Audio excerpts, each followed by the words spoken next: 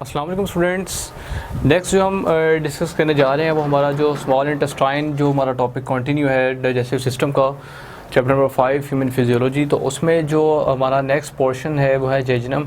Small intestine के जो first part है डोडेनम, उसको हम डिस्कस कर चुके हैं प्रीवियस लेक्चर में, और जो इस लेक्चर में हम डिस्कस करेंगे जेजनम को। तो जेजनम जो है ये सेकंड पोर्शन है डोडेनम से आगे जो आता है, यानी कि इस तरह से एक तरतीब होती है जैसे डोडेनम है, ठीक है।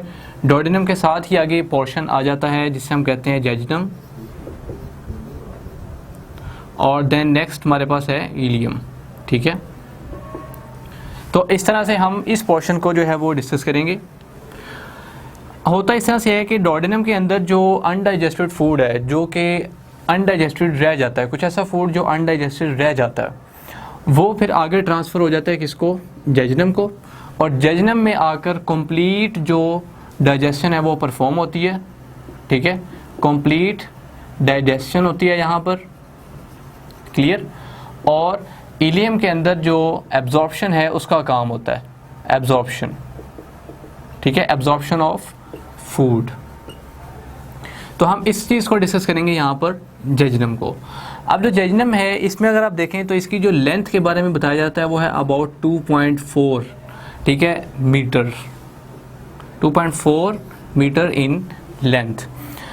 यहाँ पे अगर आप फॉलो करें अपनी बुक को, is the second portion of the small intestine extended from the duodenum to the ileum. It is about 2.4 metre in length, comprising about 2/5 of the small intestine. Lower 3/5 of the small intestine from jejunum is the ileum, ठीक है।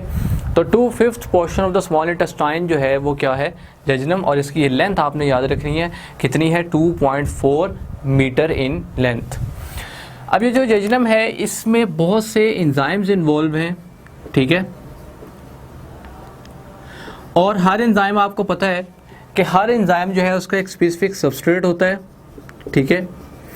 और इस substrate के साथ enzyme act करता है और बनाता है प्रोडक्ट, ठीक है, और देन रिएक्शन से खुद इटसेल्फ रिलीज़ हो जाता है। तो इस तरह से जेजनम और इलियम में भी इनके साथ भी एसोसिएटेड डिफरेंट काइंड के एंजाइम्स हैं जिनको हम यहाँ पे डिस्कस करेंगे। ये बहुत इंपॉर्टेंट है, इनको आपने याद रखना है।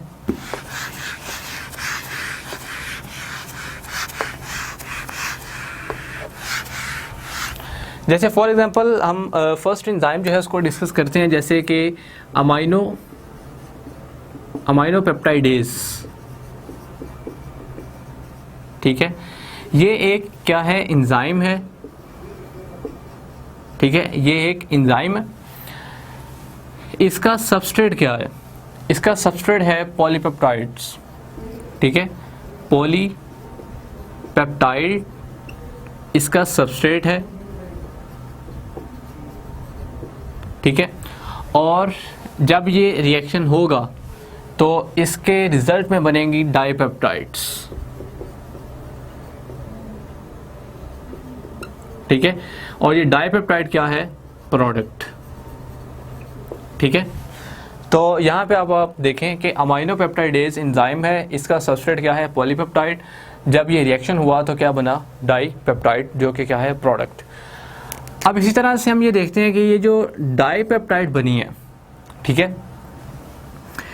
अब ये डाइपेप्टाइड जो बनी है ये एक और एंजाइम का सबस्ट्रेट है जिसे हम कहते हैं एरिप्सिन, ठीक है। एक हमारे पास एंजाइम है एरिप्सिन, ठीक है। ये एरिप्सिन जो एंजाइम है, अब इसका जो सबस्ट्रेट है वो क्या है, ये डाइपेप्टाइड्स, ठीक है।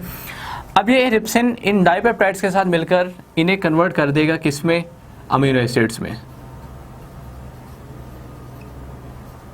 ठीक है। तो अब आप देखें कि आपके पास पॉलीपेप्टाइड से क्या बन गए, अमीनो एसिड्स के। अमीनो पेप्टाइडेज जो था ये एंजाइम था, इसने एक्ट किया पॉलीपेप्टाइड्स पे और कन्वर्ट किया उनको डाइपेप्टाइड्स में। तो डाइपेप्टाइड्स के साथ एक्ट किया एरिप्सिन ने और कन्वर्ट कर दिया उसको किसमें, अमीनो एसिड्स में। ये सारे जो सबस्ट्रेट्स हैं और एंजाइम्स हैं इनको आपने हाईली जो है वो नोट में रखना है और याद रखना है इनको कि जो एंजाइम हैं इनके सबस्ट्रेट्स क्या हैं और इनके आगे बनने वाली प्रोडक्ट्स क्या हैं। नेक्स्ट थर्ड पे अगर हम देखें तो हमारे पास एक एंजाइम है लाइपेज, जिसका हम प्रीवियस लेक्चर में भी डिस्कस कर चुके हैं कि जो लाइपेज है इसका जो सबस्ट्रेट है वो है फैट्स। फैट्स इनका जो है वो सबस्ट्रेट है इस एंजाइम का। अब आगे प्रोडक्ट्स क्या बनेंगे, प्रोडक्ट्स बनेंगी फैट्स की डाइजेशन में फैटी एसिड्स प्लस ग्लिसरॉल, ठीक है। These are the products of fats, ठीक है, कि जो फैट्स से आगे जो प्रोडक्ट्स बनती हैं फैट्स की डाइजेशन से, और डाइजेशन कौन करवा रहा है, लाइपेज। तो आगे प्रोडक्ट्स बन रही हैं फैटी एसिड्स और साथ में ग्लिसरॉल।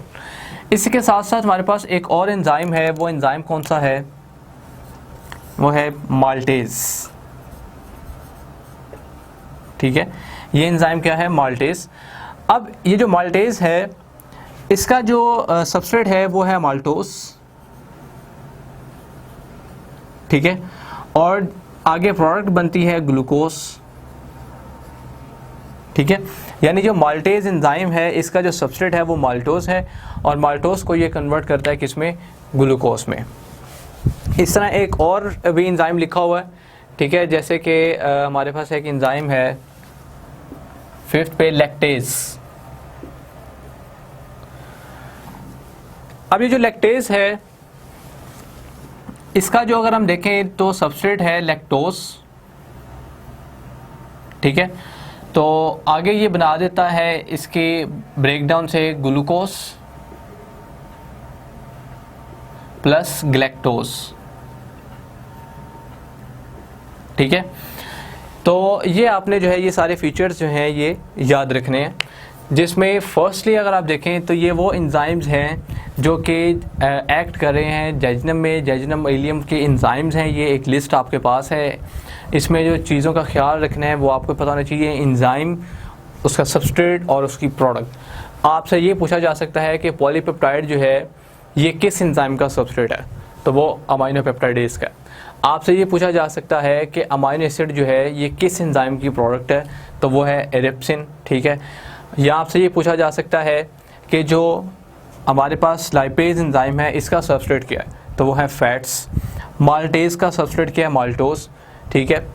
तो ये आपने प्रोडक्ट्स और सबस्ट्रेट इनको जो है वो याद रखना है। आपसे कुछ भी एमसीक्यू के तौर पर इनमें से जो है वो पूछा जा सकता है कि ये है क्या, और याद रखें कि जेजुनम जो है इसमें मोस्टली जो फूड है, जो अनडाइजेस्टेड फूड जो डोडेनम से इस्केप हो के आता है वो यहाँ पर आकर जो है वो डाइजेस्ट हो जाता है। और डाइजेशन में कौन इन्वॉल्व होता है, ये सारे के सारे एंजाइम्स इन्वॉल्व होते हैं जो हर पार्ट की जो है वो फर्दर डाइजेशन जो है उसको परफॉर्म करवाते हैं, और इस तरह से जो फूड है उसकी कंप्लीट डाइजेशन यहाँ पे परफॉर्म होती है।